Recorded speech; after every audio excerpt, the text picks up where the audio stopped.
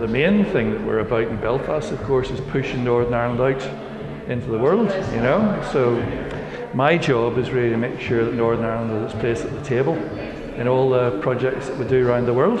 And with my colleague Colette Norwood, who's here as well this evening, she's our arts manager, so that's what we do. So we're really delighted at the idea of bringing the collection, or a bit of the collection here. As you know, the collection doesn't have a space, it's a moving gallery.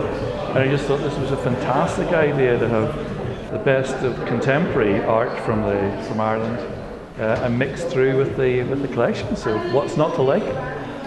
What we do is called cultural relations. And it's basically about building trust and engagement between the United Kingdom, which we represent, and the rest of the world.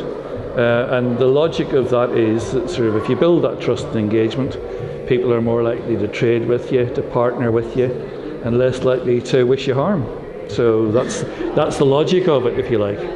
Humbly Through the Dust, I have a bit of a thing about titles for shows, and I kind of take a bit of an I Ching kind of view of things. And because I live on the island of Enniskillen, which is on the Crum Estate, there's only 3 houses on Enniskillen, and I'm lucky enough to live in one of them. And Shan Bullock, the writer, Fermanagh writer, I guess, used to live on one of the houses on Enniskillen too, so I've always been drawn to his writing because it's part fiction, part non-fiction, which is an interest of mine since my PhD, mixing the two, let's say.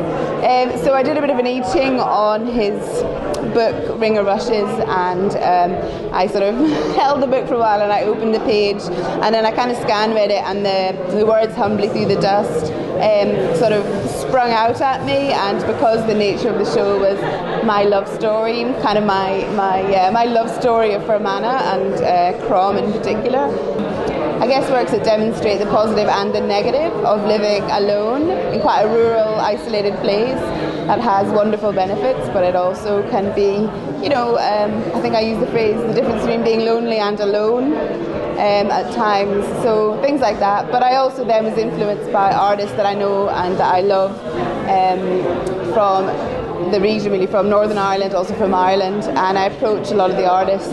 Well, the girl just walked past us there, that's Harriet Macmillan, and she did the egg, photograph Egg, which is the little girl, which is her daughter, holding out the egg. And I guess it's very confrontational in a very soft way, that photograph, and I guess you think of the old chicken or egg scenario.